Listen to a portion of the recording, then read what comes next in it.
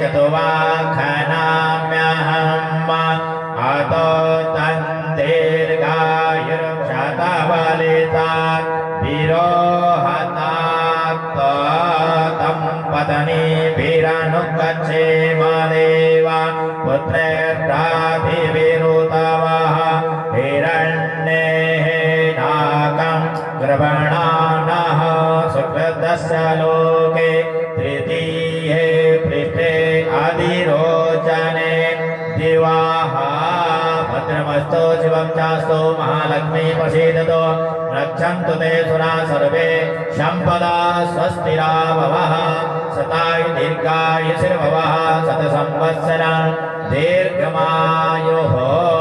हाथ में फूल ले लेंगे, गणेश जी का ध्यान करेंगे, अपने इष्ट देवता कुल देवता माँ जगदम्बा भगवान शंकर हनुमान जी का लक्ष्मी नारायण देवता पितृ देवताओं का ध्यान करेंगे। हरे यतो यथा समे हसे ततो नो अभयं कुरुधन्ना कुर प्रजाभ्यो वयन्नः पशुभ्यः विश्वानिते पसवित दुरिता निपराधुवा जलवदरा मंचलगोंगता यदि विवाह यदि नकमेना गुणिगर्मा भयं वा वायुर्मा तस्मादेन सो विशाल मंचलगोंगता यदि जगनादि यदि स्वप्नेना गुणिगर्मा भयं वा सूर्यो मा तस्मादेन सो विशाल मंचलगोंगता कर्मपात्रं तु सम्पन्नम् अस्तु सुसम्पन्नमस्तु तेन जनेन नमः। हरि ओं विष्णु विष्णु विष्णु श्री प्राणप्रसोत्तमाय विष्णुराज्ञो प्रवर्तमानस्य अनियत प्रार्थे श्रीश्वेतवारा गर्भे वैवस्वनमन्तर्यष्टाविंशतितमे कलियुगे कल्पतम चरणे जम्बूद्वीपे भरतखण्डे भारतवर्षे आर्यवर्ते देशान्तर्गत पर्वते देशे केदारखण्डे बद्रिकारण्ये गङ्गायमुनोर्मध्ये पैतृकस्थाने टिहरी जनपदान्ते धारक्रियामण्डलान्तर्गत दक्षिणकालिका चरणानिर्सन्निधौ यथवालग्राम शोभासन्ध्याः प्रथमान समये द्रोणमण्डलान्तर्गतः वसन्ति दिव्या चरणार्विन्दशनिधौ भगवतं प्रेत्य विवावथ वस्त्रार्थे आत्मनेजलं समर्पयामि। ओम गन्धद्वारा दर्शामित्यपुष्टाङ्गरीतणे ईश्वरीं सर्वगन्धानां तामिहोपो वै श्रियाम् अक्षतासा सुरासेटा कुङ्कुमाग्नि सवर्णा इन्द्रसंस्तम्भाय नमः। पादयोर्पाद्या हस्तयोरर्घ्यं मुखेरात्मेयां सर्वाङ्गे चित्तानि जलं समर्पयामि। पञ्चनद्यादरध्वनिमपि अन्तर्गतो तथा सरसदेव पञ्चदासो देते भवत्सरिता पंचामृतस्नानान्ते शुद्धोदकितानि जलं समर्पयामि। प्रणज्ञानं प्रथमं पुरता द्वितीयमदः सुरजोगीनावः समुद्रा उपमा चरिताः सतसजोनिम सतशिवा ब्रह्मणे नमः पूजयामि। वयगुं सोमवृते तव मनसनुगृताः प्रजावन्तः सतीमये सोमाय नमः पूजयामि। तमीगानं जगस्ततत्वपतिं धियं जन्मवसे होमये वयं वा भूखानो यथा वेदसामदरुते रक्षितापाविरदन्तः सतये ईशानाय नमः पूजयामि। जलपञ्चामृतस्नानान्ते शुद्धोदकितानि समर्पयामि। सुजातो ज्योतिका सर्ववरोतमा सरसः वासोऽग्निः सरोपगन्तं वेद्यविवावसो वस्त्रान्ते आत्मनेजलं समर्पो विराजयाय विराजते भूमिकाः सुजातो अत्यानितमिता भूमिमतो पुनः पापितानो तस्मादज्ञा सर्वतः सम्प्रतमृगदा जन्मापदोस्मादग्नेवाय्य नारण्याग्राम्या सदे दक्षिणजानो तस्मादज्ञा सर्वोत्तरितः सामान्यजने जनतावृतग्रे तस्मादजायत पापकट्या तस्मादस्वाजायन्तदे केचोपयादः गावोदिवे तस्मादजाताजावय दक्षिणकट्यां तं दक्षिणवैप्रोक्तं पुरकञ्जातमगता तेन देवादयन्तसाम्प्रजातीताजं विष्णुनिमः सरस्वती करुणाय वो सप्तासः संपरिरत्ने चतुर्मिनः यथाः देवादिगिगन्तन्वानाम् अवधनपुरकं वसोम्मा नेतुद्राय वसुरादिनेन गिरमे दन्तदेवतानि धर्माणि विद्यमान्य सन्नहादेहनागमयमानः शतदुर्वे साध्याः सन्ति देवाः वस्त्राय पटारिके पायोदाः पायसदेः प्रदिशाः सन्तु वयं मा आप्यायस समेतु ते विश्वतः सोमं मृगं मा भवावाजस सङ्गते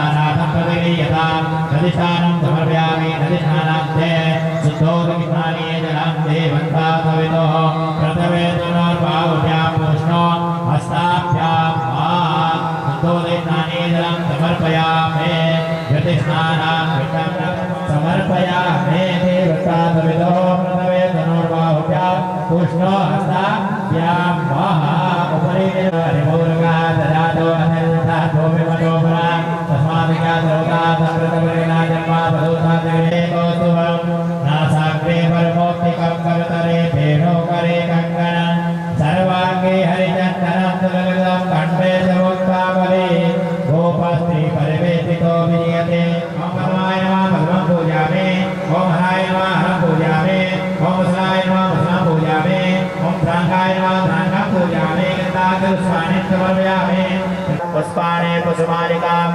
अलङ्करोमि सरस्वत्यै नमः वागधिष्ठात्रदेवता यो नमः त्रिकितमामूर्तये नमः सप्तमूर्तये नमः धूपदीपो सम्पूज्य हस्तप्रक्षालनं सकलाखण्डकार्याणि तदीतिरिकृतानि च आरम्भस्य भोजनञ्च नैवेद्यं प्रतिगृह्यतां नैवेद्याऋतुकुलताम्बूलपत्राणि समर्पयामि जलतां जलपराधान जलपूर्वज्ञा तदग्निनः तदग्निर्वैश्वकर्मणः स्वरदेवे कनो दत्ता कृताय पूजाय साधुर्णाते द्रव्यदक्षिणां समर्पयामि नमस्करोमि करेण वीणा परिवादयन्ते तथा जपन्ते मपरेण माला ॐ जय जगदीश हरे तुम करुणा के सागर तुम पालन करता स्वामी तुम रक्षा करता मैं मूरख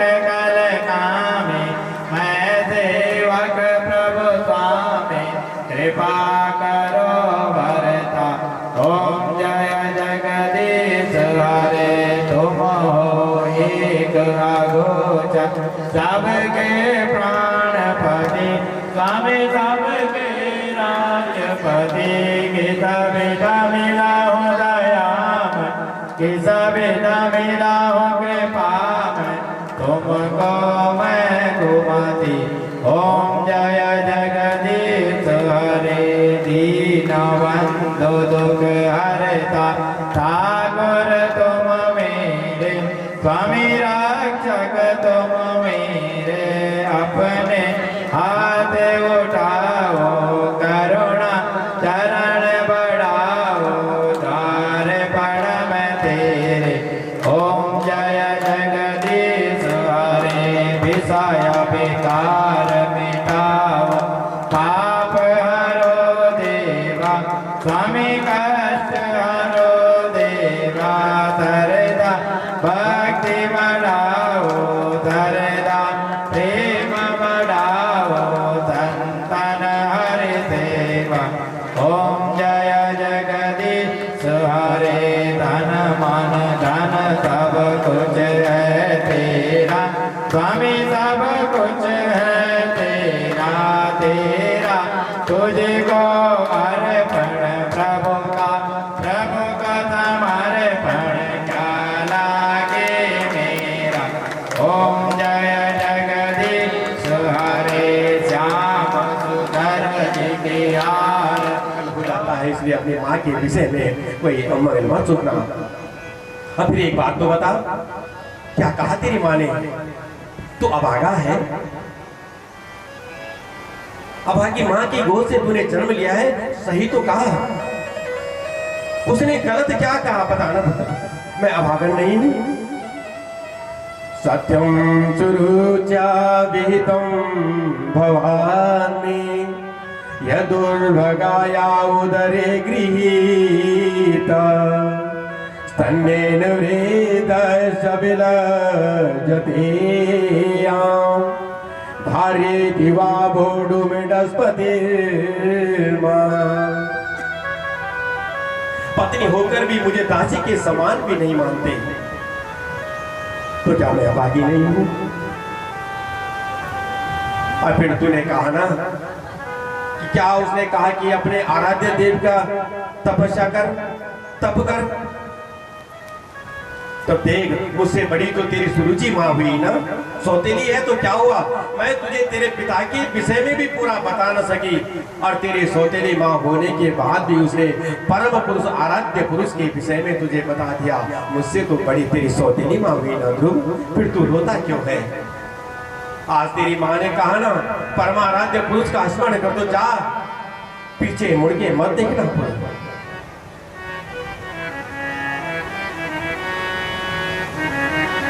इसको कहती है माँ। छाती पे पत्थर रख करके 5 वर्ष के बालक को जो जंगल में भेज दे, ये केवल सुनीति माँ ही कर सकती है। भेज दिया जंगल में, जा पुत्र, ढूंढ ले अपने भगवान को, तपसा आराध्य पौरुषम, अब मुड़ के देखना मत। बोले माँ, कहाँ मिलते हैं ये भगवान, कहाँ ढूंढूं उनको? बोले ज्यादा ढूंढने की आवश्यकता नहीं है। हरि व्यापक सर्वत्र समाना, प्रेम से प्रकट हुई मैं जाना। वो तो सर्व जगह है, वो तो व्यापक रूप में है, अपने हृदय में उनके लिए निवास स्थान बना पुत्र। इतना कहा चल दिया ध्रुव जंगल की ओर। सौतेली माँ ने तो ऐसे ही कहा था, 5 वर्ष का बालक कहां जाएगा जंगल में? पर लगता है सौतेली माँ की वाणी फलित होने वाली है। चल दिया जंगल की ओर, घना घोर जंगल, आंधी तूफान, 5 वर्ष का बालक इधर उधर देखते देखते भगवान कहाँ मिलेंगे? भगवान ना आंधी देखता है, ना कांटे देखता है, ना कंकड़ देखता है, कुछ नहीं। भगवान कहाँ मिलेंगे? इधर उधर देख ही रहता है। इतने में मेरे नारद जी मिल गए। और नारद जी मिलने का मतलब है बिन हरि कृपा मिले ही नहीं संता। संत कब मिलते हैं? जब तक बिना हरि की कृपा ने, तब तक संत भी नहीं मिलते। क्योंकि भगवान के मन है। अरे नारद जी मिल गए तो समझ लेना कि भगवान मिल गए। पर नारद जी ने सोचा ये 5 वर्ष का बालक, जरा इसका वैराग्य तो देखो, ये आया तो कहीं रास्ता भूल के आया हो, ऐसा भी हो सकता है। लेकिन घर छोड़ करके आया है, वैराग्य की स्थिति बना करके आया, जरा वैराग्य तो देखे परिपक्व है कि नहीं, या कहीं मरकट वैराग्य तो नहीं है, शमशान वैराग्य तो नहीं है। अगर सच्चा वैराग्य तो ये तो मैं जरा इसकी परीक्षा ले लूं। अहो तेज क्षत्रियाणा मानभंग ममरीशता। ध्रुव जी ने सारी बातें बता दी नारद जी को। नारद जी हंसते हंसते कहने लगे, वारे क्षत्रियों का खून, क्षत्रियों के रक्त में यही बात बार बार देखने को मिलती कि 5 वर्ष का बालक और माँ के कटु शब्दों ने और घर छोड़ करके जंगल में, इस घना घोर जंगल में क्यों आया है पुत्र? पता है बड़े भयंकर जानवर यहाँ रहते हैं। ये तो तेरी खेलने कूदने की उम्र है और तू यहाँ माँ के बच्चों के आगत हो करके और जंगल में आ गया। बाबा, भगवान को पाना है। भगवान कहाँ मिलेंगे? नारद जी हंस हंस करके कहने लगे, मुनया पदवी यसे निसंगे नोरु जन्म भी न विदुर मृगयंतो भी तीव्र योग समाधिना। हजारों वर्ष से इस जंगल में संत बैठे तपस्या कर रहे हैं, अभी तक उनको तो भगवान के दर्शन हुए नहीं। और 5 वर्ष का बालक तो आज कहता है कि भगवान को पाना है। भगवान कहाँ मिलेंगे? तेरे हंसने खेलने की आयु है पुत्र, जा घर की ओर। बड़ा सुंदर उपदेश दिया है नारद जी ने। और आज मेरे ध्रुव ने, 5 वर्ष के ध्रुव ने सो कह दिया। बाबा, बड़ा सुंदर आपने उपदेश दिया है, न्याय परक उपदेश दिया है, शास्त्र सम्मत उपदेश दिया है बाबा। पर मेरी माँ की कटु वाणी से मेरा हृदय पूर्ण रूप से छलनी हो चुका है। आपके उपदेश अब उस छलनी रूपी हृदय में टिकते नहीं है। बस एक ही मार्ग अपनाना है, भगवान कहाँ मिलेंगे? भगवान को पाना है। नारद जी समझ गए, सच्चा चेला है। इसका न मरकट वैराग्य है न शमशान वैराग्य है। ये शमशान वैराग्य क्या होता है? जब किसी के सबके साथ हम लोग शमशान घाट पर जाते हैं ना, चिता जल रही होती है, तो हम सब इकट्ठे हुए वहां पर कुछ देर के लिए हमारे मन में शमशान वैराग्य जाग जाता है। क्या जागता है? अरे बड़ा पैसे वाला था, लेकिन हम तो देख रहे हैं ये तो खाली हाथ जा रहा है, ये तो सारे पैसे यहीं छोड़ दिए। इतने पैसे होने के बाद भी जब इसे खाली हाथ जाना था तो पैसों के कारण इतने हजारों लोगों से इसने बुराई मोल ली। ऐसा क्यों? आज के बाद पैसे के लिए हमने किसी से बुराई मोल नहीं लेनी, किसी से लड़ना झगड़ना नहीं है, किसी के हृदय को नहीं तोड़ना है, दुखी नहीं करना है। आज से हम भी सत्कर्म की ओर बढ़ेंगे, जिसको कहते हैं शमशान वैराग्य। जैसे ही चिता शांत होती है और जैसे बाउंड्री आपने पार की शमशान घाट की और मन में कहा उससे पैसे लेने से, उस दुष्ट ने मेरे पैसे देने थे, आज यदि पैसा नहीं देगा तो आज मैं सारे दांत तोड़ दूंगा उसके, आज से समाप्त कर दूंगा। सारा शमशान वैराग्य शमशान तक था, शमशान में समाप्त, इसको कहते हैं शमशान वैराग्य। एक है मरकट वैराग्य। एक वृद्ध बेचारे 60 वर्ष के आए हुई, सो रिटायरमेंट आया, घर पे सेवानिवृत्त घर में आए। दूसरे दिन बहू ने सोचा आज तो ससुर जी को ड्यूटी में जाना नहीं है, तो चाय में थोड़ा विलंब हो जाए, कोई बात नहीं। उसका मन यही था, प्रत्येक न बहू खराब होती है न प्रत्येक ससुर ही खराब होते हैं। एक मन में एक बात लेके मत बैठो कि ससुर ही और सासुर ही खराब होती है या बहू ही खराब होती है, ऐसा नहीं है। यही विचार तो बहू ने सोचा था कि आज थोड़ा सा देर से भी चाय मिल जाए, मैं घर के कार्य निपटा दूं। ससुर जी के मन में एक दुविधा, देखो एक ही दिन हुआ है, आज नौकरी आज गया नहीं, तो बहू ने सोचा अभी नौकरी जाते नहीं है, पैसे कमाएंगे नहीं, इसलिए उनको समय पर भी जलपान देने की आवश्यकता क्या। फिर दूसरा दिन थोड़ा नाश्ते में और देर हो गई।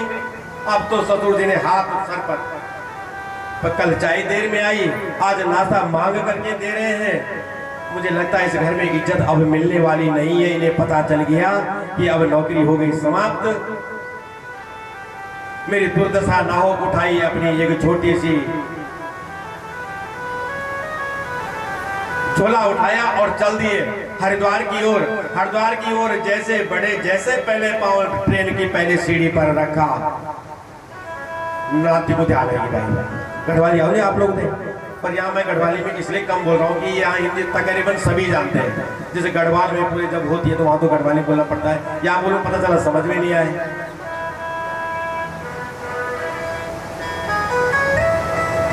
पोते का ध्यान आ गया, अरे बाप रे बाप, बहुत बड़ी भूल कर रहा था मैं तो।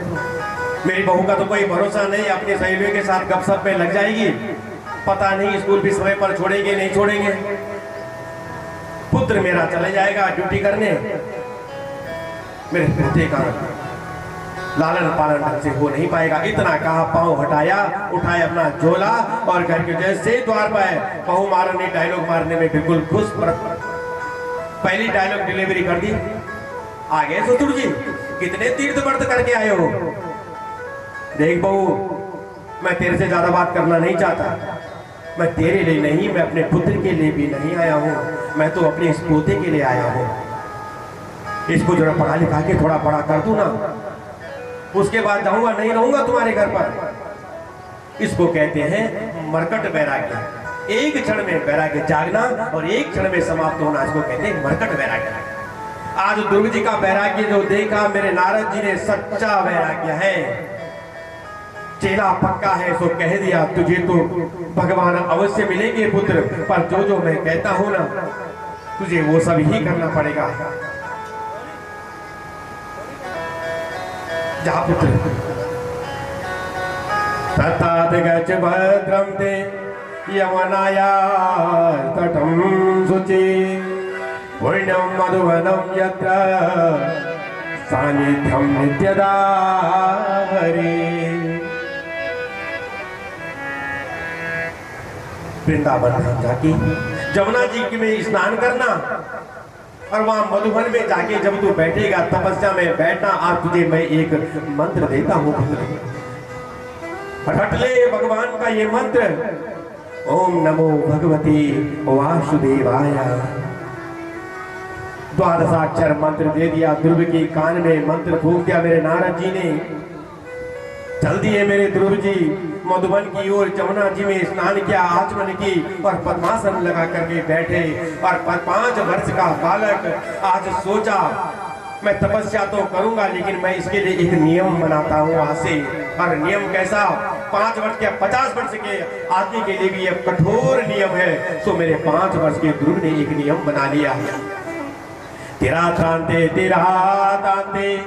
कपिथ बधिरासन आत्मवृत्त्यनुसारेण मासं निर्जयन् हरि। तेरा तांते 3 दिन तक भूखे रहते हैं और एक दिन अंत में केवल फलाहार करते हैं। 1 महीने तक ये तपस्या चली साहब। दूसरा महीना प्रारंभ हुआ, 6 दिन तक भूखा रहना है। केवल 1 दिन क्या फलाहार, जंगल में फलाहार क्या मिलेगा? दुर्वा पत्ते ये खा करके, और दूसरे महीने तक 1 महीने पूरी ये तपस्या चली। जैसा तीसरा महीना है, नवमे जैसे तीसरा महीना मतलब 9 दिन में 9 दिन तक भूखा रहना है और केवल एक समय केवल जल पान करना है, गंगा जी का जल पान करना है। ये तीसरे महीने की तपस्या, कठोर तपस्या। जैसे चौथा महीना चला, चतुर्थम विभे मासम द्वादशे हनि। अब तो बाबा 12 दिन तक भूखे रहे मेरे ध्रुव जी, और केवल 1 दिन तक क्या वायु का भक्षण किया है। ये एक योगी क्रिया है। योगी लोग कई दिनों तक जंगल में वायु भक्षण करके अपने प्राण बचा सकते हैं। ये योगी क्रिया है, और वही योगी क्रिया आज मेरे 5 वर्ष के ध्रुव कह रहे हैं। चौथे महीने की तपस्या पूर्ण होती है। जैसे 5वें महीने की तपस्या प्रारंभ होती है, मेरे ध्रुव ने और पांवों के अंगूठे पे खड़ा होकर के पूरे स्थूल शरीर को और एक अंगूठे पे खड़ा होकर के और पूरी श्वास को जैसे निग्रह कर दिया हो। अपनी श्वास का क्या, पूरे संसार के प्राण जिसने मानो रोक दिए हो, सारे संसार के जलचर थलचर जितने भी थे सबके प्राणवायु रुक गई, हाहाकार मच गया। सारे देवी देवता लोग दौड़ पड़े भगवान की ओर, बोले प्रभु ये सब क्या हो रहा है? बोले क्या हुआ? बोले हम सबके प्राण जाने वाले, पूरे संसार का जीव सबके प्राणवायु अवरुद्ध हो गई है, ऐसा क्या है? नैवं विदामो भगवन् प्राणिरोधं चराचरस्याखिल सत्त्वधाम्ना विदेहि तन्नो वृजिना विमोक्षं प्राप्ता वयं तां शरणं शरण्यम्। बोले प्रभु ये सब हम नहीं जानते, इसीलिए तो आपके पास आए हैं, हमारे प्राण बचाओ। भगवान हंसते हंसते कहने लगे, हे देवो ये कोई और नहीं, पूरे संसार की प्राणवायु आज अवरुद्ध क्यों हो गई है? माभेष्टबालम तपसो दुरत्या औतान पादे मयि संगतात्मा। उत्तान पाद से अपत्यम पुमान औतान पादी। उत्तान पाद के जो पुत्र हैं ध्रुव औतान पादी, उन्होंने मेरी तपस्या करते करते पूरे संसार की प्राणवायु को अवरुद्ध कर दिया है, व्यष्टि को समष्टि में प्रयोग कर दिया है, इसलिए सबके प्राणवायु रुक गई है। इतना कहा मेरे प्रभु ने।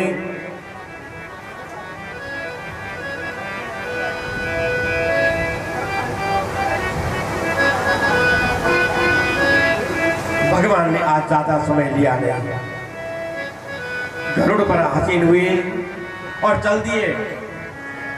सुखदेव मुनि कहते हैं, हे राजा आज भगवान दर्शन देने नहीं जा रहे, आज भगवान दर्शन करने जा रहे हैं। जरा देखूं तो सही 5 वर्ष का ये बालक और मेरी इतनी कठोर तपस्या। इसलिए भगवान आज दर्शन देने नहीं, भगवान दर्शन करने जा रहे हैं आज अपने भक्त की। ये भक्त की पराकाष्ठा है। गरुड़ पर आसीन होकर जैसे चले हैं। ध्यान रखना, सच्चा जब भक्त होता है ना, जब भक्ति में इतना डूब जाता है ना, तो भगवान को स्वयं दर्शन देने आना पड़ता है। लक्ष्मी जी एक जन अपने घर में बैठी हैं, समीप पे मेरे नारायण बैठे हैं। नारायण का कुछ मन खिन्न है। लक्ष्मी मैया ने बोला, क्यों प्रभु, क्या बात है? सारे भक्त तुम्हारे देवी देवता जितने हैं सब तुम्हारे दर्शन होकर के इस पंढरपुर में आ रहे हैं, इस तुम्हारे मंदिर में, विठल नाथ जी के मंदिर में आ रहे हैं, और तुम्हारा मन कुछ खुश नहीं है। ऐसा क्यों प्रभु? मेरे नारायण मानो कहने लगे, पता है आज मेरा एक भक्त है जो कई दिनों से मेरी तपस्या कर रहा है, बहुत समय से मेरी तपस्या कर रहा है। आज वो ऐसी स्थिति में हो सकता है कि तपस्या करते करते, मेरा गुणगान करते करते असहाय हो गया। आज वो मेरे दर्शन करने नहीं आ सकता। ये सब मेरे दर्शन करने आ रहे हैं। आज मैं स्वयं उसे दर्शन देने उसके घर पर जाऊंगा। ये भक्त की पराकाष्ठा है बाबा। भगवान उठे, स्थान छोड़ा और अपने भक्त को दर्शन देने के लिए उसके घर पर गए हैं।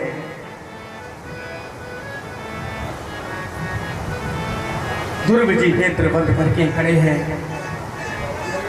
भगवान सामने आए, लेकिन ध्रुव जी को पता ही नहीं क्यों ध्रुव जी के हृदय में और भगवान की बाकी झांकी प्रकट हो चुकी है, सो नेत्र क्यों बोले? मानो नेत्र बंद करके और मेरे ध्रुव जी की स्तुति कर रहे हो मेरे प्रभु की।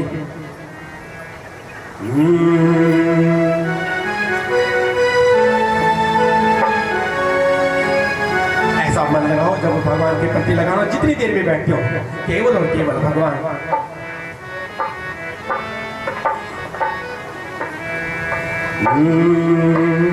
हो पालनहारे निर्गुण और न्यारे, तुमरे बिन हमरा कोई नहीं, तुमरे बिन हमरा कोई नहीं। ओ पालनहारे निर्गुण और न्यारे, बिन हमरा कोई नहीं।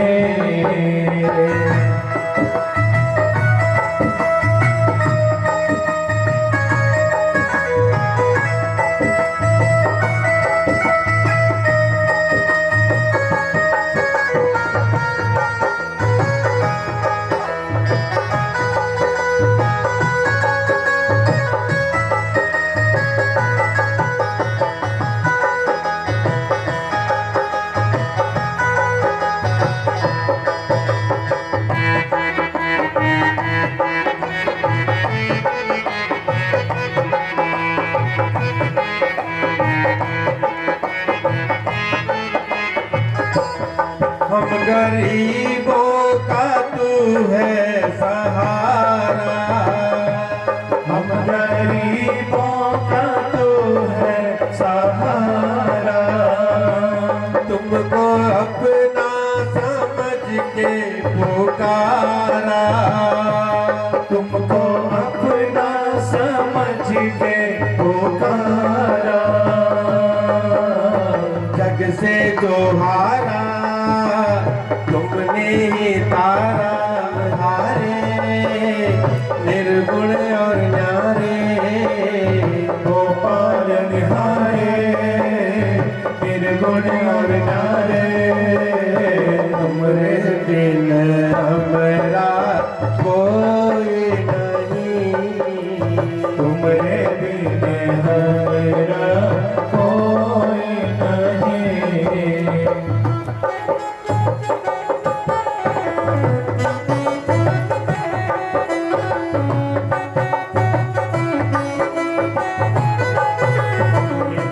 सामने जो दृष्टि, जो छटा उनकी हृदय में थी, वो आज ध्रुव जी के सामने जो देखा सो देखते रह गए। गला अमृत बस देखते जा रहे हैं, पर मन में एक दुविधा आ गई। मुझसे बहुत बड़ी भूल हुई है। आज साक्षात नारायण मेरे सामने है। मैं जब घर से चला, मेरी माँ ने मुझे सब कुछ मैंने पूछा तो सही, पर ये पूछना भूल गया, माँ जब भगवान मिलेंगे तो उनकी स्तुति कैसे करूं? मैं कुछ जानता हूं तो हूं नहीं, मैं पढ़ा लिखा हूं नहीं, मैं तो मूर्ख हूं। मैं भगवान की स्तुति किन शब्दों में करूं? मेरे प्रभु अंतर्यामी है, ध्रुव की हृदय की बात समझे।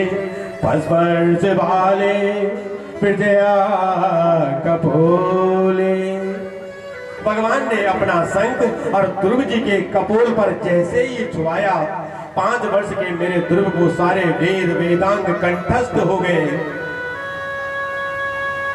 भगवान कुछ भी कर सकते हैं।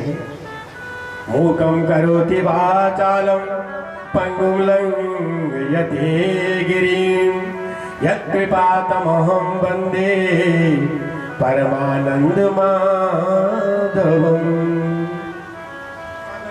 जैसे गाय के बछड़े के खुर को कोई सहसा पार कर लेते हैं, खुर के इंसान को, गड्ढे को, उसी प्रकार इस भव सागर को मनुष्य पार कर देता है। बड़ी सुंदर स्तुति की, गदगद हो गए मेरे प्रभु। ध्रुव, मैं तेरी तपस्या से, तेरी स्तुति से बहुत प्रसन्न हूं। मांग पुत्र, तुझे क्या चाहिए?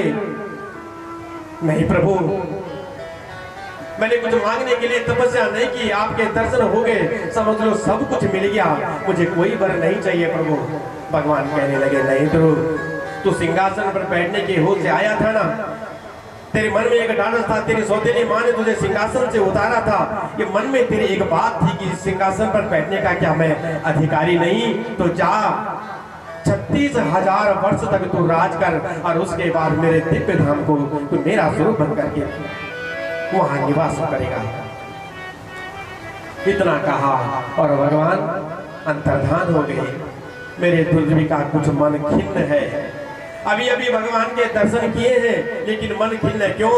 आज भगवान ने फिर से मुझे छल दिया, फिर से संसार के माया मोह में मुझे डाल दिया, और जबकि मैं संसार के माया मोह में पड़ना ही नहीं चाहता। पर भगवान का आदेश है, भगवान का आदेश कैसे ठुकराए? चल दिए ध्रुव जी। वहां आज सब ग्राम समाजों को पता चला, राजा को पता चला कि मेरा ध्रुव भगवान के दर्शन करके आ रहा है। दौड़े दौड़े चले हैं। सुखदेव मुनि कहते हैं, देखा राजा, इस संसार का नियम क्या है? यस्य प्रसन्नो भगवान गुणर्मैत्र्याः विभिर्हरि तस्मै नमन्ति भूतानि निम्नमापैव स्वयं। इस संसार का नियम है, भगवान जिस पर कृपा बरसाते हैं ना, पूरा संसार के प्राणी उस पर कृपा बरसाने लग जाते हैं। ये है संसार का नियम। सौतेली माँ जो फूटी आंख देख नहीं सकती थी, ध्रुव को दौड़ी दौड़ी आ रही है ध्रुव के दर्शन हेतु। सारी प्रजा और ध्रुव के दर्शन के जैसे समीप पहुंचे, ध्रुव ने अपने पिता को प्रणाम किया, मैया सुरुचि को प्रणाम किया, सबका आशीर्वाद लेते जा रहे। दूर खड़ी है मैया सुनीति, सबका आशीर्वाद प्राप्त करते अपने पुत्र को देख रही है। लेने दो आशीर्वाद, सबका आशीर्वाद मिलेगा ना तो ये अपने नियम का पक्का हो जाएगा, इसकी आयु बढ़ेगी। सुखदेव मुनि कहते हैं, परीक्षित, मैया सुनीति ये सब दृश्य देख रही है, मेरा पुत्र कब मेरी गोद में आएगा और कब मेरा स्तनपान करेगा। मन में ये भाव बनाया, सुनीति के स्तनों से दूध की धारा बहने लगी हो। इसका नाम है माँ। माँ एक ही बार मिलती है, गले से लगा दिया अपने पुत्र को। पर ध्रुव तो पहले से ही ब्रह्मानंद प्राप्त कर चुके हैं, आज साक्षात भगवान का दर्शन करके आए हैं, तो सारा माया मोह से दूर जाना चाहते हैं। ध्रुव जी अपने सगे संबंधी से मिलने लगे। यहाँ पता चला कि सुरुचि का जो मैया का जो पुत्र है उत्तम, उसने यक्षों के साथ युद्ध किया है और युद्ध में वो मारा गया। पर सौतेली माँ का भाई है तो क्या हुआ, है तो हमारा भाई। यक्षों के साथ युद्ध करने लगे मेरे ध्रुव जी। एक भाई के चक्कर में हजारों यक्षों को मार दिया। नहीं है, तुमने इस चीज के लिए जन्म लिया है? नहीं लिया है। एक भाई के कारण हजारों यक्षों को तुमने मार दिया, ये तुम्हारे योग्य कर्म नहीं है पुत्र। इतना कहा युद्ध समाप्त किया। सारे यक्षों के यक्षराज के पास गए ध्रुव जी, उनसे क्षमा याचना की। यक्षराज ने भी आशीर्वाद दिया और इतना कह करके ध्रुव जी चल दिए हैं गंगा जी के किनारे भगवान की तपस्या करने हेतु। गंगा जी के किनारे बैठे। कौन सी गंगा जी के किनारे? ऋषिकेश में त्रिवेणी घाट आप कभी गए हो? त्रिवेणी घाट से कुछ ही ऊपर लक्ष्मण झूला के ऊपर आप कुछ ही कदम बढ़ोगे, उसके ठीक सामने एक ध्रुवाश्रम है, था, अब नहीं है। उस ध्रुवाश्रम में ध्रुव जी ने तपस्या करने गंगा जी के किनारे बैठे। गंगा मैया की कलकल निनादनी आवाज सुनने लगी तो तपस्या में कुछ बाधा पड़ने लगी। उठने लगी, मैया तेरी ध्वनि से अब मेरी तपस्या में बाधा पड़ रही है, मुझे अन्यत्र कहीं जाना चाहिए तपस्या करने के लिए। गंगा मैया प्रकट हो गई, पुत्र तुझे कहीं जाने की आवश्यकता नहीं है, तू यहीं पर बैठ करके तपस कर। नाना हजार जन्म मेरे प्रभु उदय हुए, तब मेरा पुत्र के रूप में आज तपस्या करने आया है, तू यहीं पर बैठ के तपस्या कर पुत्र। और आज मैं कहती हूँ मैं बहूंगी तो सही, लेकिन बिना स्वर के मैं इस स्थान पर बहूंगी, तेरी तपस्या में कोई बाधा नहीं पड़ेगी। आज भी आप जब वहां जाओगे, ये केवल कथा नहीं कहती, ये तो आपको देखने को भी मिलेगा। कुछ ही आगे जैसे आप बढ़ोगे, आप वहां पर बैठना, कभी आपको पता ही नहीं चलेगा कि आपके सामने गंगा मैया बह रही है। इसका तो प्रमाण कम से कम, औरों को तो मैं कह नहीं सकता, ये प्रमाण तो कम से कम हम दे सकते हैं जो इस समय है धरातल पर। तपस्या करने लगे। तपस्या ध्रुव जी की पूर्ण होती है। आकाश मार्ग से भगवान के पार्षद आ गए ध्रुव जी को लेने के लिए। चलो ध्रुव जी, 36,000 वर्ष राजकाज किया तुमने, तुम्हारा राजकाज पूर्ण होता है। आज भगवान के नित्य पार्षद बने हैं।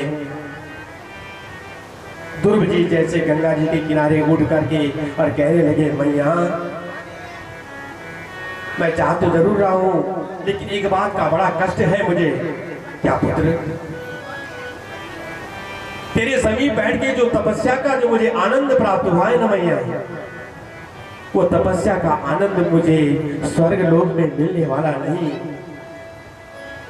गंगा मैया हंस हंस के कहने लगी, पुत्र ये जो तू यहाँ मेरे दर्शन कर रहा है ना, बहती हुई गंगा देख रहा है, ये भौतिक रूप में है। नित्य रूप में तुझे स्वर्ग में भी तुझे दर्शन दूंगी, तो जा तो सही। इतना कहा ध्रुव जी गदगद हो गए। विमान पर जैसे ही बैठने लगे, सामने मृत्युदेव प्रकट हो गए। मृत्युदेव ने कहा, ध्रुव जी महाराज, ये मृत्युलोक है, जो यहाँ जन्म लेता है उसे मृत्यु के साथ समझौता करना पड़ता है। एक बार मृत्यु को तो जरूर गले लगाना पड़ेगा, लेकिन मेरे ध्रुव ने जो तपस्या की थी, अटल विश्वास से जो उन्होंने भगवान को प्राप्त किया था, आज ध्रुव जी जैसे विमान पर चढ़ने लगे तो पहला कदम, पहला चरण मृत्यु के सर पर रख करके आज ध्रुव जी विमान पर चढ़े हैं। क्यों? कहने का तात्पर्य है, विश्वास तुम्हारा दृढ़ है, संकल्प तुम्हारा दृढ़ है कि भगवान को पाना है, तो मृत्यु को भी सर झुकाना पड़ता है। आज मृत्यु के सर पर पैर रखे मेरे ध्रुव जी विमान पर चढ़े हैं। ध्रुव विमान चलने लगा। भगवान के नित्य पार्षदों ने देखा ध्रुव जी कुछ खिन्न मन से बैठे हैं। क्यों महाराज, आप तो भगवान के नित्य पार्षद बनने जा रहे हैं, सो उदासीनता क्यों? बोले, मैंने जल्दी के कारण और अपनी माँ को धरती पर छोड़ दिया है। कैसी बात करते हो ध्रुव? जिस माँ ने तुम्हारे जैसे पुत्र को जना हो, उसका भला धरती पर क्या काम? जरा आगे देखो तो सही। आगे जो विमान जाता था उस पर सुनीति मैया बैठी है। आज मैया और पुत्र दोनों विमान पर बैठ करके और भगवान के नित्य धाम को पहुंचे हैं।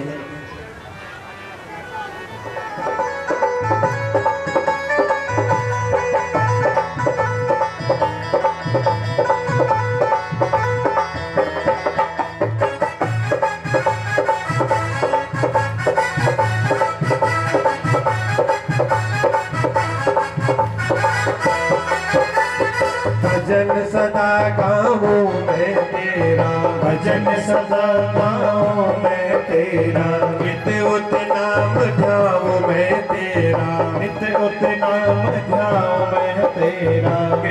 कृष्ण श्री राम दयालु दया करो। हे कृष्ण कृष्ण श्री राम दयालु दया। अरे भाई, मैंने अभी तक कुछ किया तो है नहीं और तुम मेरी जय जयकार करने लगे। यही तो आप और हम लोग भी भूल करते हैं। जैसे कोई नेता जीतता है ना, तो उसको प्रसन्न करने के लिए जय जयकार करने लगे। अरे भाई, नेताजी को कुछ करने दो पहले।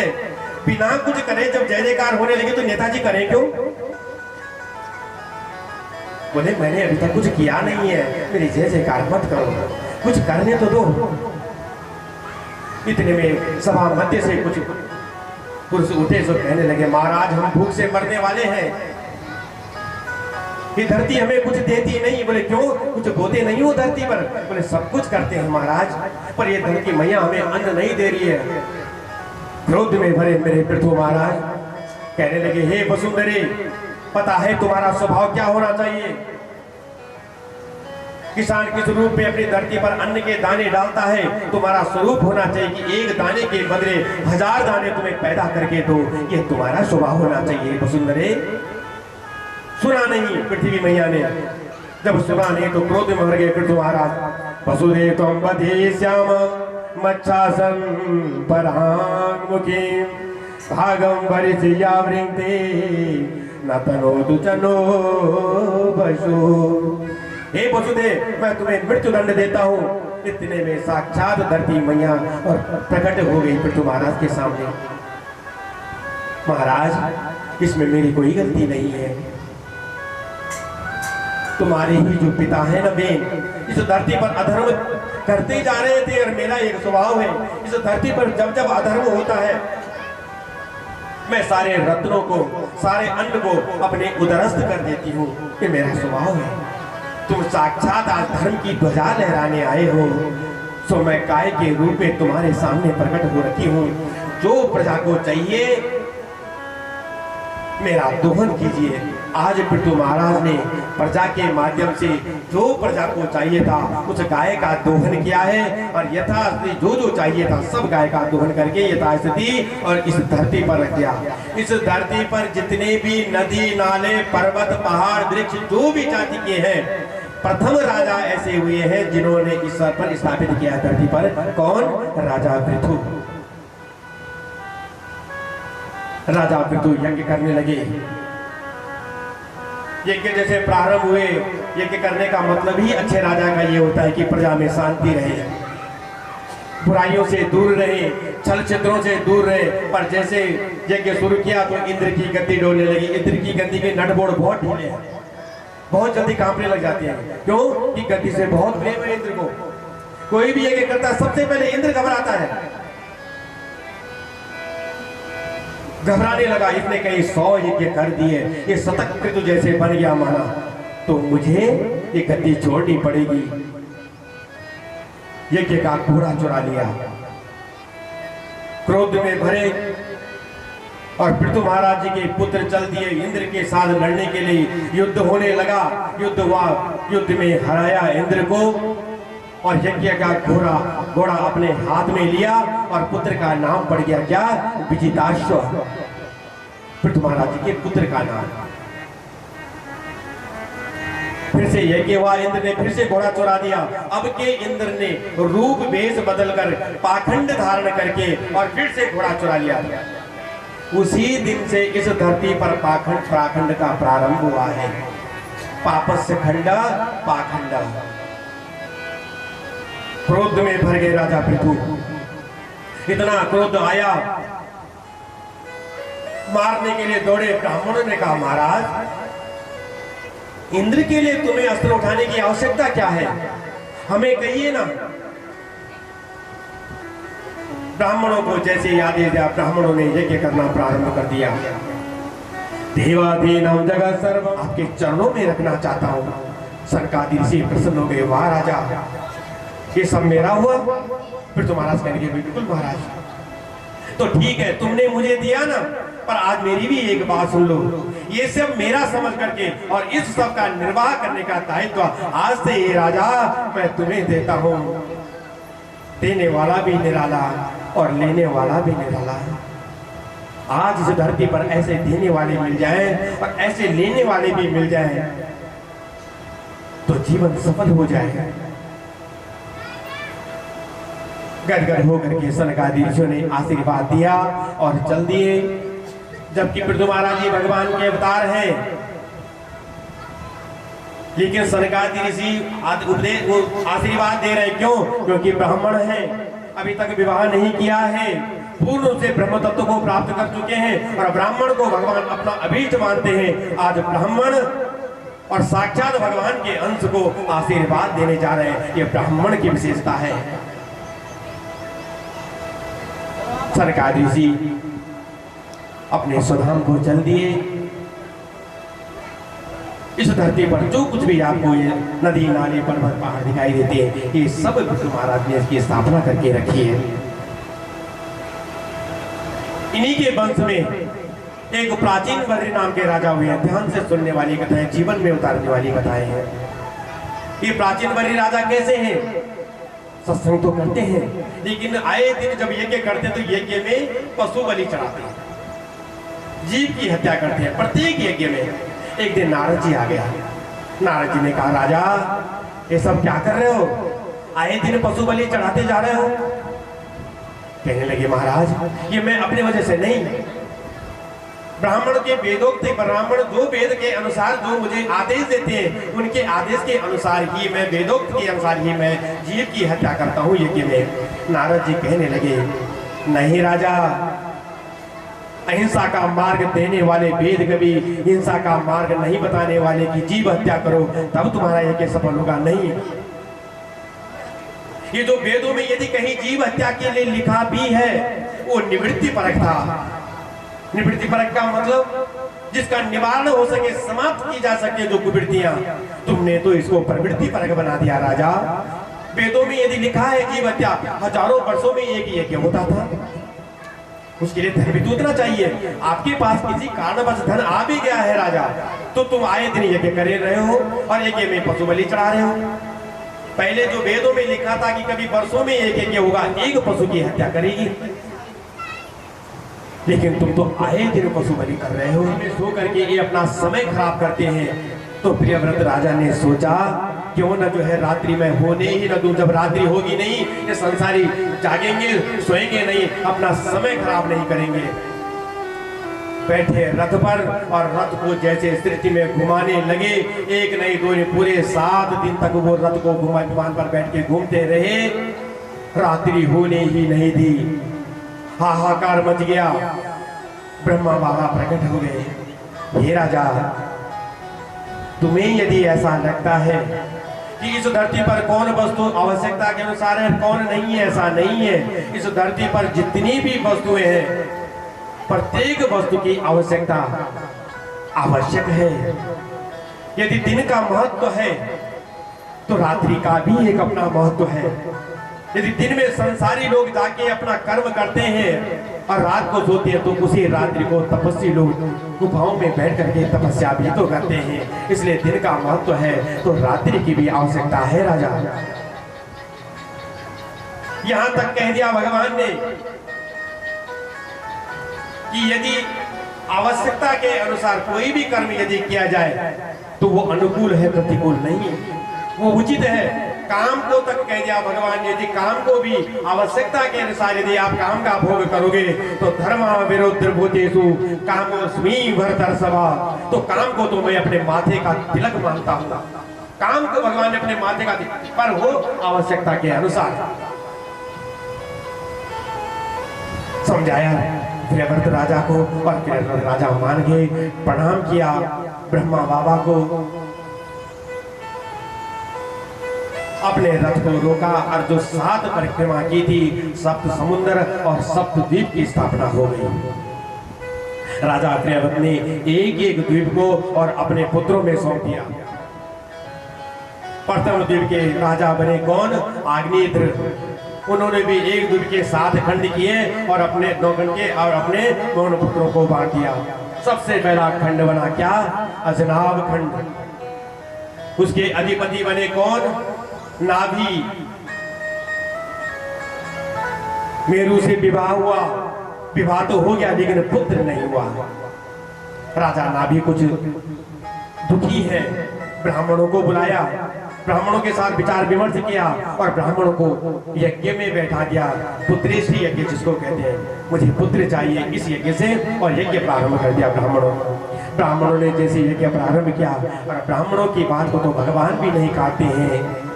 जैसे यज्ञ पूर्ण होता है, साक्षात भगवान प्रकट हो गए, भगवान करने लगे। जैसे भगवान को राजा नाभि ने देखा, गदगद हो गए, कंठ अवरुद्ध हो गया, कुछ कह नहीं सके। भगवान कहने लगे, हे ब्राह्मणों, क्या चाहिए तुम्हारे राजा को? बोले, महाराज आपकी बाकी झांकी देख करके अब कुछ कह नहीं पा रहे हैं, पर इनकी एक चाह थी कि आपके जैसा पुत्र मेरे घर में भी हो। भगवान हंसते हंसते कहने लगे, हे ब्राह्मणों, ये सब तुम कह रहे हो? अरे मेरा जैसा तो केवल मैं ही हूँ, ये तुम भली भांति जानते हो।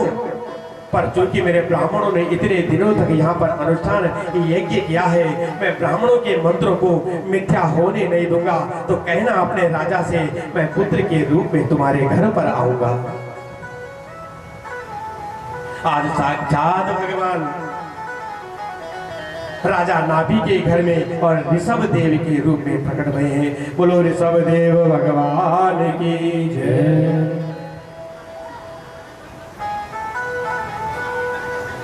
साक्षात भगवान के अंश है ऋषभ देव जी।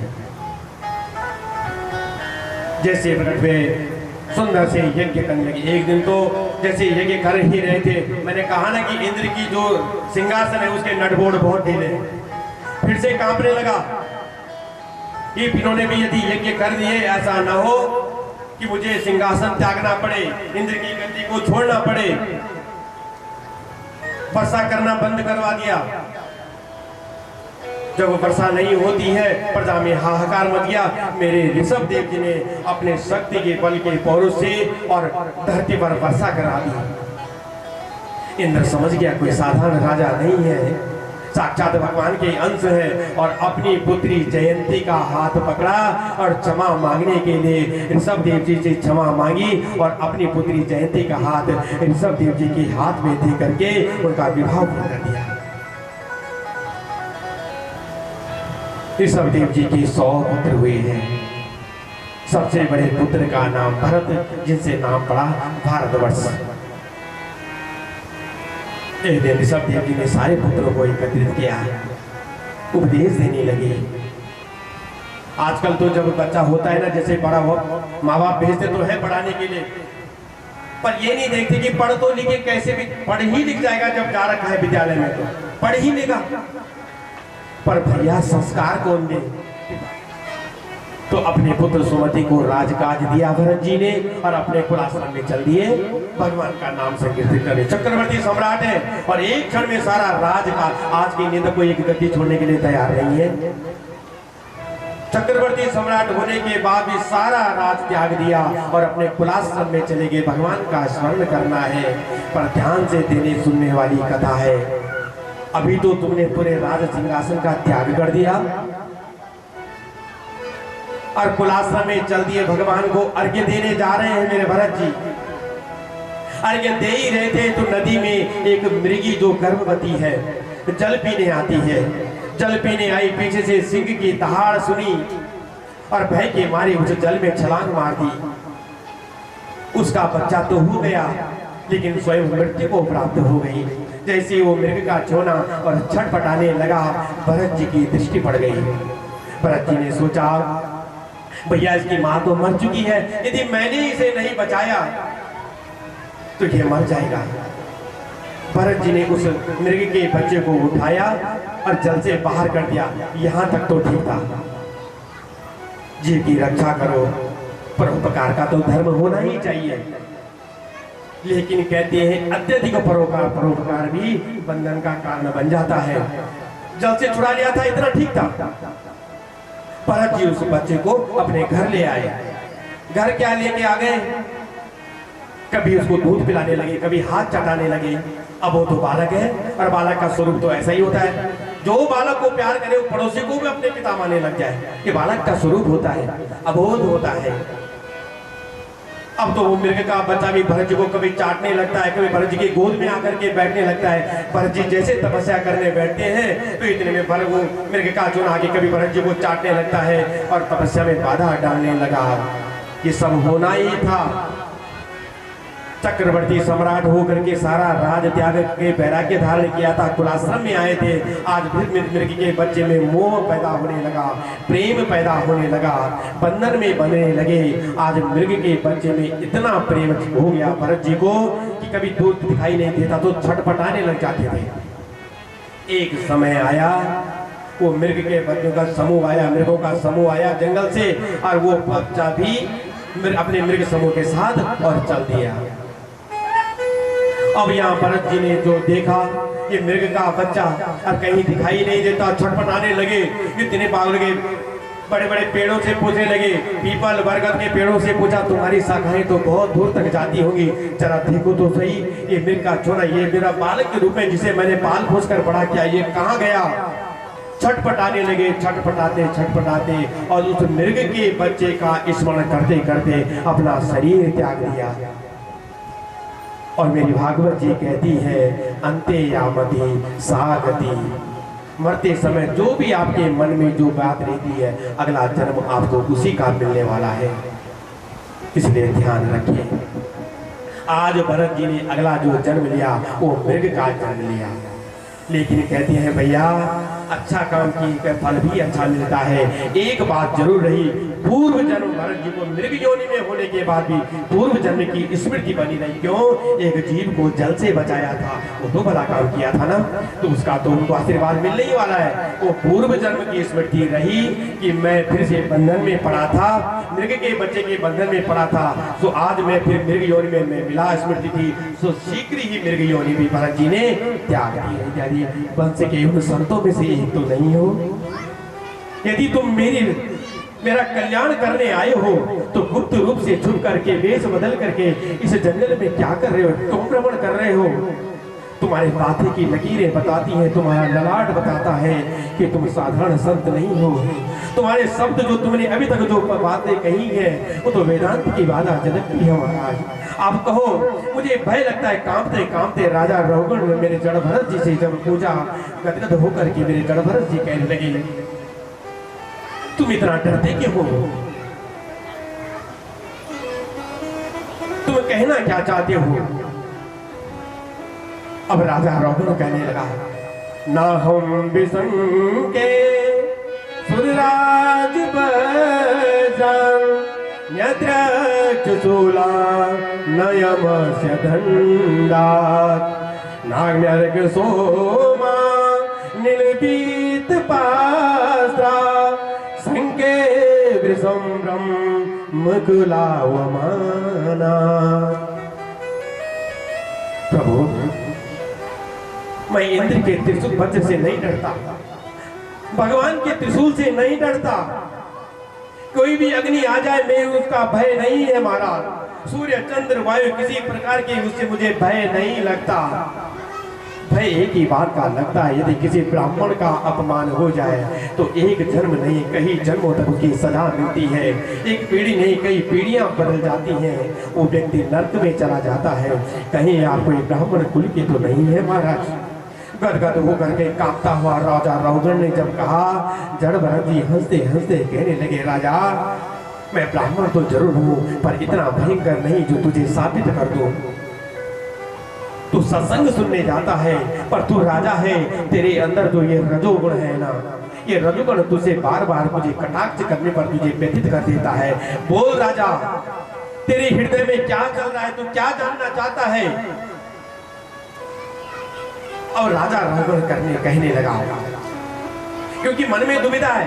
ये कहते हैं सडाग्नियां मुझे छू नहीं सकती, मोटा पतला गोरा काला इन सब बातों का मुझ पर प्रभाव नहीं पड़ता, ऐसे कैसे हो सकता है जब एक मनुष्य हैं आप?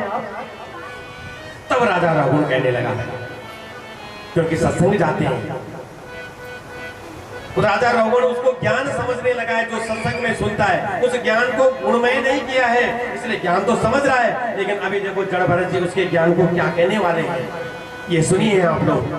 स्थालिंगितापा पयसो वितापा तस्तापतस्तण्डुल गर्भरन्ध्रे देहेन्द्रिया स्वा सयसन्निकर्षा तत्संसृति पुरुषस्यानुरोगा। राजा रघुन कहने लगा, महाराज हमने चूल्हे पे अग्नि जलाई, उस पे हमने एक पात्र रखा, उसमें हमने जल डाल दिया महाराज।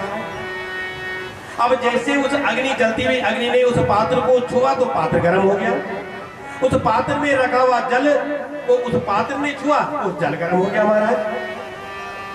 उस जल में हमने चावल डाल दिए महाराज, वो भात बन गया, वो पकने लगा।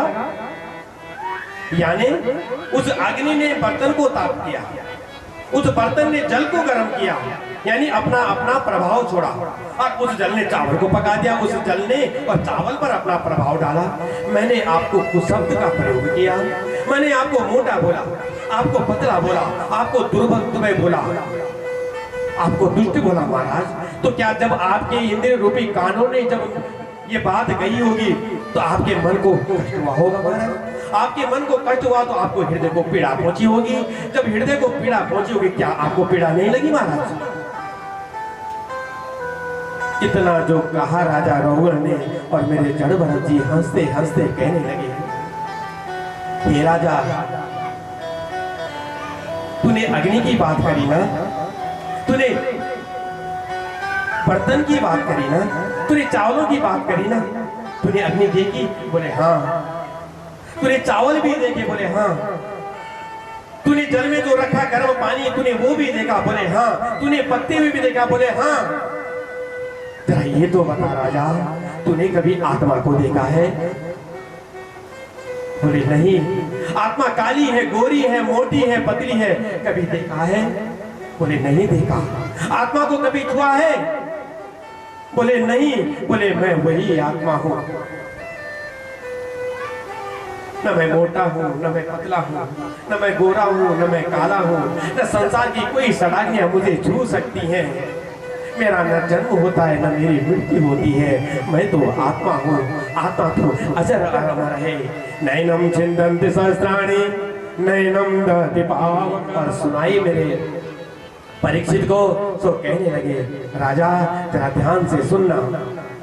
अजामिल नाम का एक ब्राह्मण है, उज्जैनपुरी में है, कन्नौज में। पिता का आज्ञाकारी है, भक्त है पिता का, पूजा पाठ भी करता है। पर एक दिन पिता ने यज्ञ हेतु सविता लेने के लिए जंगल में भेज दिया अजामिल को। जंगल में जैसा अजामिल जाता है और जंगल में जाते ही एक दृश्य देख लिया। सबसे पहला पाप दृष्टि से होता है। उस अजामिल ने एक स्त्री को और एक पुरुष को रत होते हुए देखा। पुरुष के साथ मन में जैसी दृष्टि उस स्त्री और पुरुष पर पड़ी, उस अजामिल की मति भ्रमित हो गई। मन में विकार आने लगे, पाप आने लगा मन में। और पाप क्या आने लगा, अपने घर परिवार को भूल गया और जंगल में उस वैश्या के साथ रहने लगा। उस वैश्या के साथ चल दिया। वैश्या के साथ जैसे रेणकांता में उनके 10 पुत्र हुए और 10वें पुत्र का नाम उस अजामिल ने रख दिया, क्या? नारायण। क्योंकि वो मार्ग पर चलने लगा, आयु भी ज्यादा रही नहीं। जैसे अंत समय आया तो यम के दूत फांसी लेकर के सामने प्रकट हो गए, प्राण हरण करने के लिए अजामिल के। जो यम के दूतों ने अजामिल ने जो देखा तो घबराने लगा और घबराते घबराते अपने पुत्र को पुकारने लगा। दूरे क्रीडने आसक्तम पुत्रम नारायण वयम भावितेन सुरोणे चे आजुहाव कुलेन्द्रिया। हे नारायण अपने पुत्र को पुकारने लगा। जो नारायण शब्द रटा, पुत्र तो आया नहीं, मेरे नारायण के पार्षद आ गए विमान से। अब एक तरफ यम के दूत और एक तरफ मेरे नारायण के दूत। बड़े सुंदर स्वरूप आकृति लेकर के यम के दूत ने बोला, भैया तुम कौन हो? मेरे नारायण कहने लगे, हमें नहीं पहचानते। हम नारायण के दूत हैं। बोले तुम कौन हो?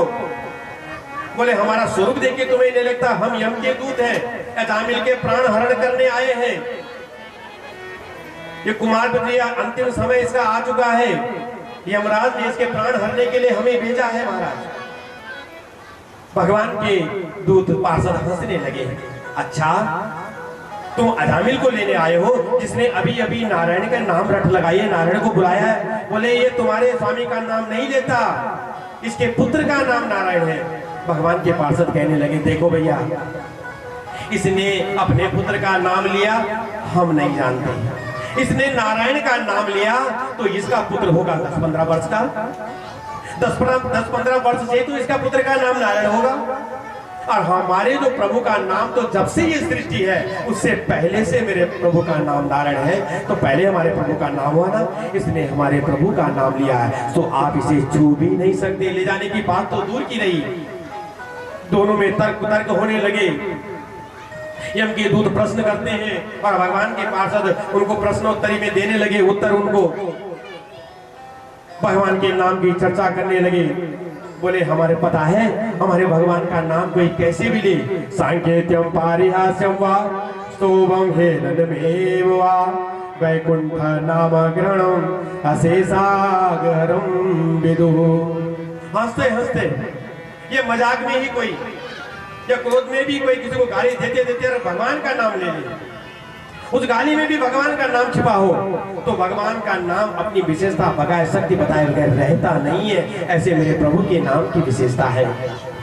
मुरलिया वाले जीवन है तेरे हवाले, मुरलिया वाले जीवन है तेरे हवाले, मुरलिया वाले हवाले, मुरलिया वाले जीवन है तेरे हवाले, मुरलिया वाले।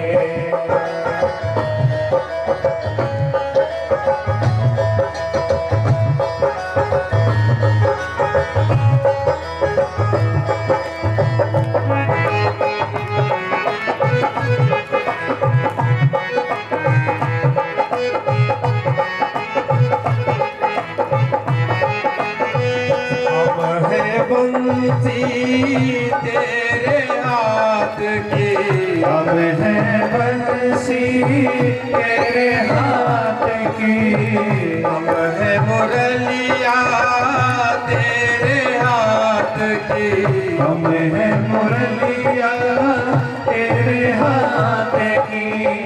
चाहे तुझे से बजा ले मुरलिया वाले, चाहे तुझे से बजा ले मुरलिया वाले, जीवन है तेरे हवाले, मुरलिया वाले जीवन है तेरे हवाले, मुरलिया।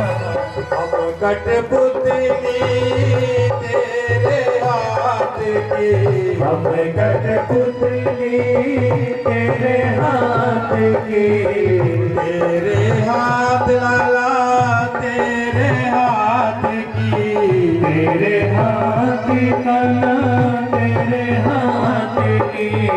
चाहे तुझे से नचा ले मुरलिया वाले, चाहे तुझे से नचा ले मुरलिया वाले, चाहे तुझे से नचा ले मुरलिया वाले, चाहे तुझे से नचा ले।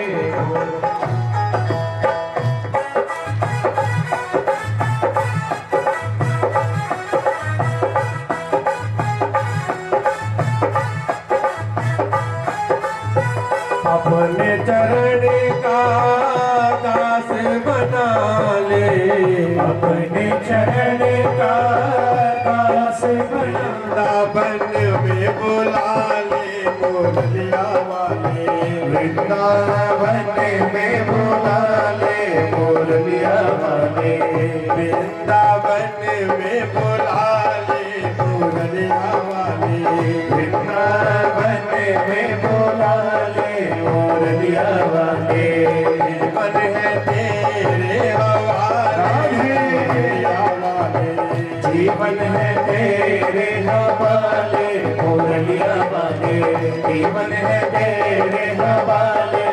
मुरलिया वाले, जीवन है तेरे हवाले मुरलिया वाले, जीवन है तेरे हवाले मुरलिया वाले।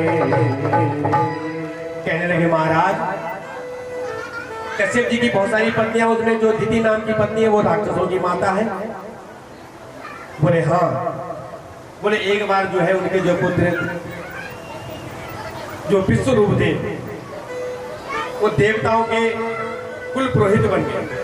बोले देवताओं के पुरोहित तो गुरु बृहस्पति है। बोले हाँ, पर एक समय ऐसा आया था। बोले क्या, कैसे, क्यों हुआ था महाराज ऐसा? बोला इंद्र अपने आसन में बैठा था, रंगारंग कार्यक्रम देख रहा था, नृत्यांगनाएं नृत्य कर रही थी। गुरु बृहस्पति जी आए तो इंद्र ने सोचा कि इस समय मैं गुरु जी की आवा भगत करने लग जाऊंगा तो नृत्य का आनंद समाप्त हो जाएगा। अनदेखी कर दी।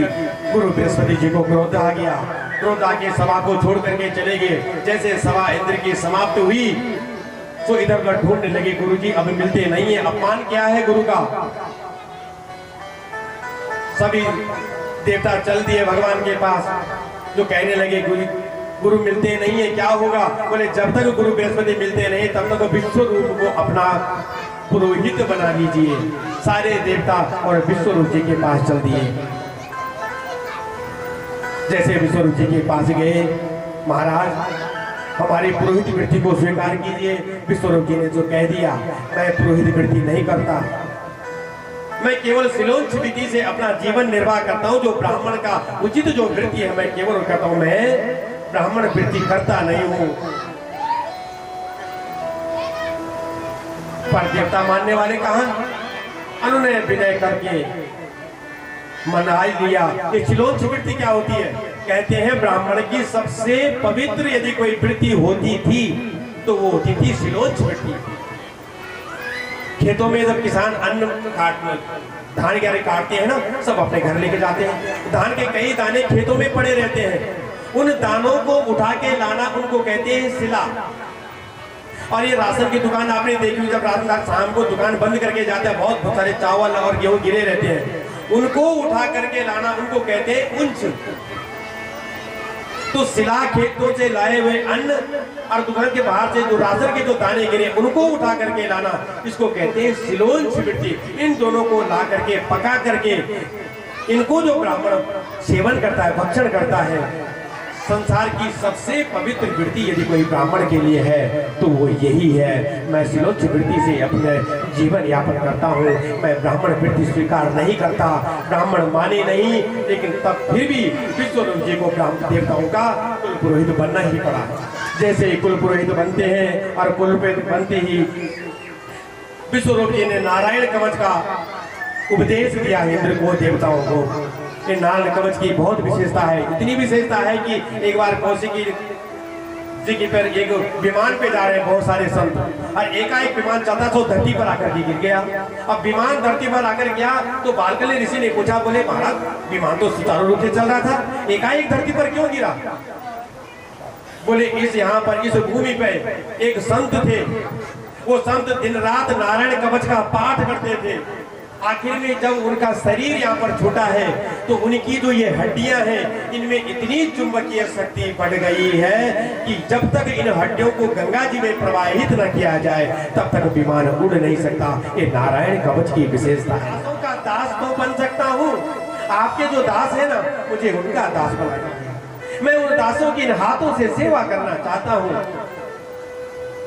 तो धर्म, अर्थ, काम और मोक्ष चार वस्तुएं मांगी हैं आज वृत्तासुर ने। और परम वैष्णव की धर्म क्या होता है? धर्म के रूप में यही कि मैं तुम्हारा दासों का दास बन जाऊं और नित्य निरंतर उनकी सेवा करूं। बोले हे वृत्तासुर, तुम्हारा अर्थ क्या है? धर्म के बाद अर्थ आता है। अर्थ के रूप में तुम्हें क्या चाहिए? क्या मांगा होगा वृत्तासुर ने? ननाक पृष्ठम न च पारमेष्ठ्यं न सार्वभौमं न रसाधिपत्यं न योग सिद्धि अपुनर्भवं वा समंजसं त्वां विरहय्यकांक्षी। प्रभु मुझे स्वर्ग नहीं चाहिए, मुझे मोक्ष नहीं चाहिए, मुझे कोई बड़ी पदवी नहीं चाहिए स्वर्ग में। तो तुम्हें चाहिए क्या? प्रभु, अर्थ के रूप में स्मृतियों के खजाने में, अपने हृदय में स्मृति रूपी खजाने का वास करना चाहता हूँ। मेरे हृदय में हमेशा तुम्हारी स्मृति बनी रहे, बस अर्थ के रूप में मुझे यही चाहिए। भगवान कह रहे वृत्रासुर, और अर्थ के रूप में क्या मांग रहा है? क्योंकि पता है वास्तविक जो संपत्ति है वो भगवान के नाम की संपत्ति है। जो विपत्ति है भगवान को भूल जाना, उससे बड़ी विपत्ति कोई दूसरी है ही नहीं। बोले तुम्हें मोक्ष के रूप में क्या चाहिए? तुम्हारी इच्छा क्या है? इतना सुंदर उदाहरण दिया है। अजात पक्षा इव मातरम कगा स्तन्यम यथा वत्सतरा चुदारता प्रियम प्रियेव हृषितम विसर्णा मनोरविंदा चिदिदृक्षते त्वाम। हे अरविंदाक्ष, कैसी उपाधि है भगवान की? राक्षस है। हे अरविंदाक्ष, मोक्ष के रूप में ऐसा नहीं है कि मुझे जन्म मृत्यु के चक्कर में नहीं पड़ना। बोले नहीं। बोले हे कमल नयन, आपकी स्मृति कैसे बनी रहे? फिर उदाहरण दिया कि स्तन्यम यथा वत्सतरा, जैसे कोई अभी अभी पक्षी पैदा हुआ हो, पक्षी का बच्चा पैदा हुआ, उसके अभी पंख नहीं निकले हैं, उसकी मां दाना लेने के लिए गई है।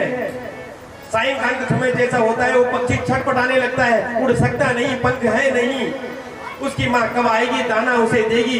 जैसे वो पक्षी अपने माँ के लिए आतुर होकर के छटपटाता है, आपके याद करते करते मैं भी ऐसा छटपटाता रहूं। मोक्ष के रूप में मुझे यही चाहिए। भगवान को ये उदाहरण अच्छा नहीं लगा। क्यों? जैसे ही माँ दाना लेकर के आएगी, इसकी भूख समाप्त हो जाएगी, कुछ समय के लिए अपनी माँ को भूल जाएगा। फिर दूसरा उदाहरण दिया, स्तन्यम यथा वत्सतरा चुदारता, जैसे गाय का बछड़ा, गाय जंगल में घास चुनने गई है और गाय का बछड़ा सायंकाल होते ही छटपटाने लगता है और रमाने लगता है, मेरी माँ अभी तक आई नहीं है, कब आएगी और मुझे दुग्ध पान कराएगी। जैसा वो गाय का बछड़ा अपने माँ की स्मृति में छटपटाने लगता है, विह्वल होने लगता है, रमाने लगता है। बस आपके नाम का स्मरण करते करते आपकी स्मृति में मैं भी उस गाय के बछड़े की तरह छटपटाता रहूं। बस मोक्ष के रूप में मुझे यही चाहिए प्रभु। भगवान को ये उदाहरण अच्छा नहीं लगा। क्यों? यहाँ पर भी भूख का भंजन हो रहा है। गाय आएगी, अपने बछड़े को दुग्ध पान कराएगी, उसके बाद कुछ समय के लिए वो बछड़ा भी अपने माँ को भूल जाता है। भगवान को ये उदाहरण अच्छा नहीं लगा। फिर तीसरा उदाहरण दिया, प्रियम प्रियव विषितम विसर्णा मनोरविंदाक्षते त्वाम। वहां मेरे भागवत की शैली, किसी प्रियतमा का पति जैसे विदेश गया हो और वो दिन रात बस इसी प्रतीक्षा में रहती है कि मेरे पति कब आएंगे। उनकी स्मृति हमेशा अपने हृदय में वो बना के रखती है और अपने प्रियतम को नित्य निरंतर उसका चिंतन करती रहती है। बस ऐसे ही मेरे जीवन पर्यंत प्रभु मैं आपका चिंतन करता रहूं। मोक्ष के रूप में मुझे यही चाहिए। भगवान को यह उदाहरण बहुत अच्छा लगा। गदगद हो गए मेरे प्रभु। कृष्णवाल गांव से उनके प्रधान आए हैं, क्योंकि उनको प्रधान पद प्राप्त है।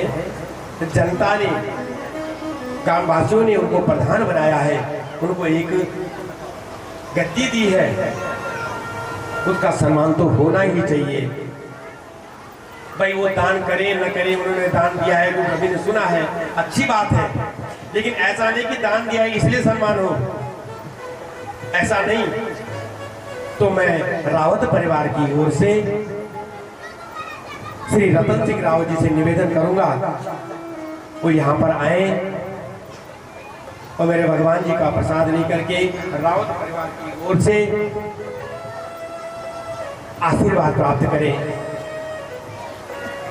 यदि वो चाहें तो दो शब्द बोल करके श्याम सुंदर तेरी आरती गाऊं, गिरधर तेरी आरती गाऊं।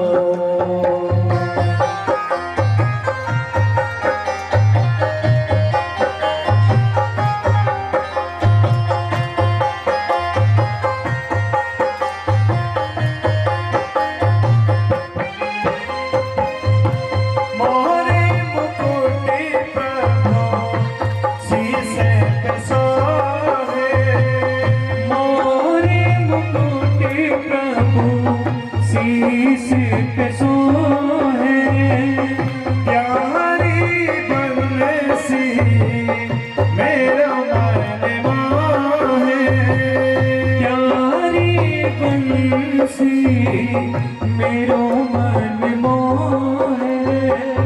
देखी छवि बली, देखी छवि बली, हारे में जाऊं बाके बिहारी तेरी आरती गाऊं। श्याम सुंदर तेरी आरती गाऊं।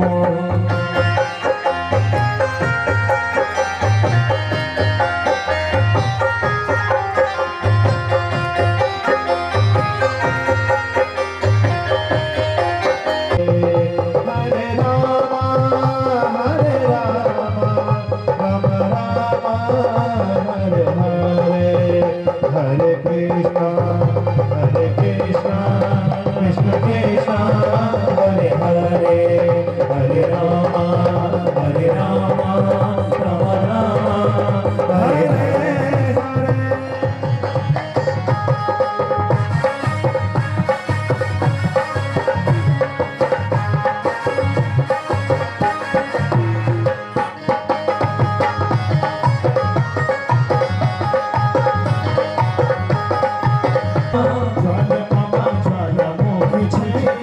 भगवती तो तेरी होनी जय, भगवती तो तेरी होई जय, हे माता तो तेरी होई जय। भगवती तो तेरी होनी जय, हे माता तो तेरी होनी जय। भगवती तो तेरी होई जय, हे माता तो तेरी होई जय।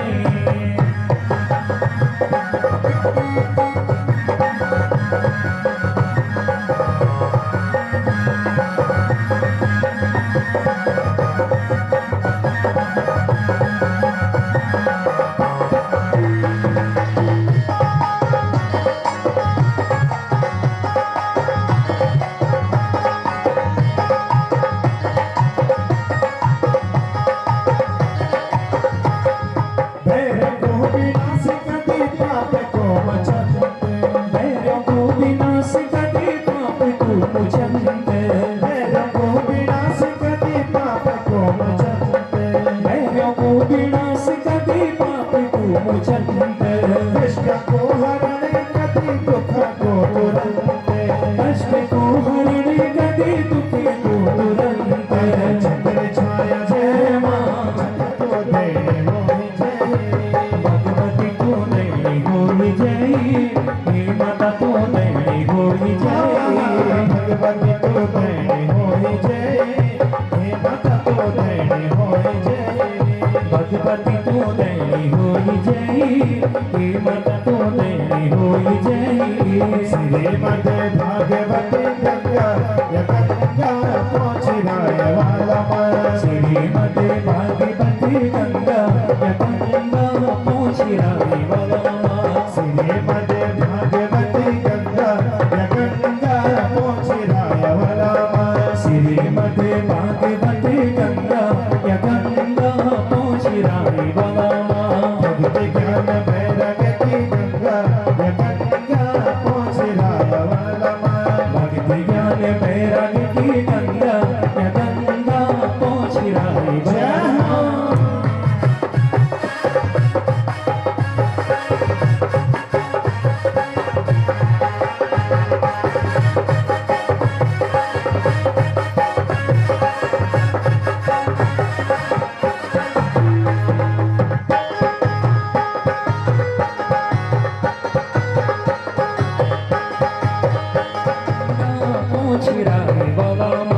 श्रीमद् भागवत गंगा गंगा पोछराय वाला श्रीमद् भागवत गंगा गंगा पोछराय वाला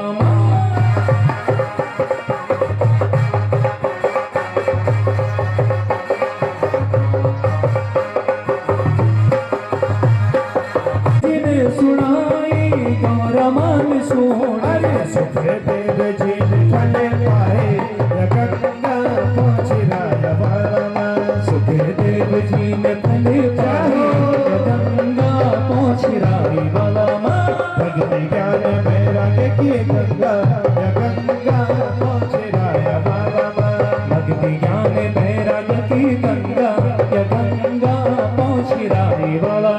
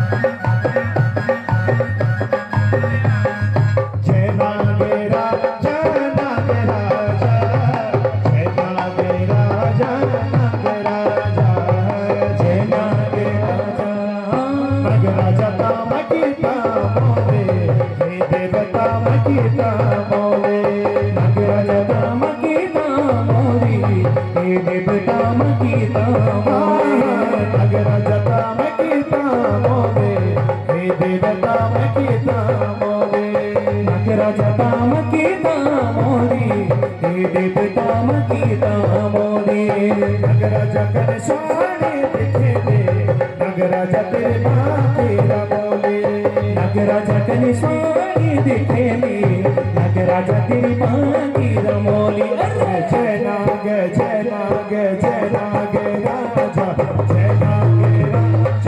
नाग राजा जय नाग राजा नाग राजा जय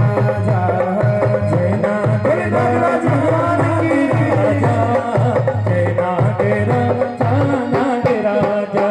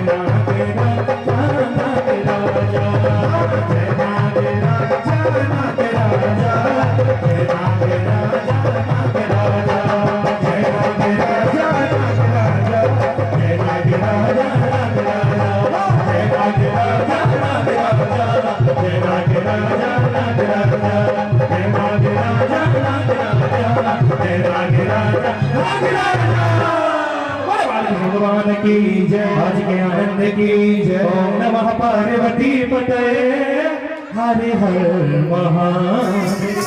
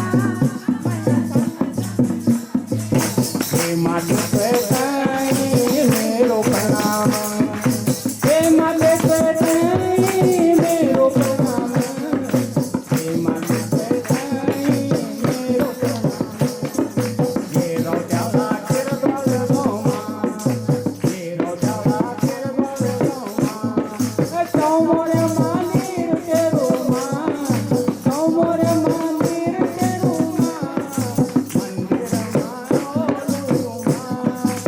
मंदिर माओलू मा चौदह सौ कोनो तो जोलो मा तेरे द्वार गाँव की मेरी माता दर्शन काली हे माते पेटाई मेरो प्रणाम अपना भगतों से तू शरण बुलाऊंगी अपना भगतों से शरण बुलाऊंगी देखे तो परदेसो माँ देखे तू परदेसो तेरे द्वार गाँव की मेरी माता दर्शन काली हे माते पेटाई मेरो प्रणाम अपना भगतों से तू दगड़ बोलोगी अपना भगतों दगड़ी हर घड़ी रहंदी मां देसो परदेसो मां अपने सो परदेसो मां घर घर देसो